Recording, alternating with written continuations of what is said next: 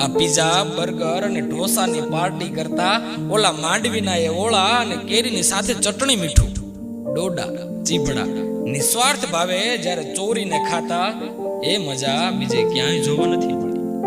આ કે શહેરમાં લાખો ને કરોડો કમાણા, ખૂબ સારી વૈભવશાળી જિંદગી જીવી અને વર્ષના તમામ તહેવાર શહેરમાં ઉજવવી, પણ દિવાળી આવતા જ ગામડા તરફ મીટ મંડાઈ.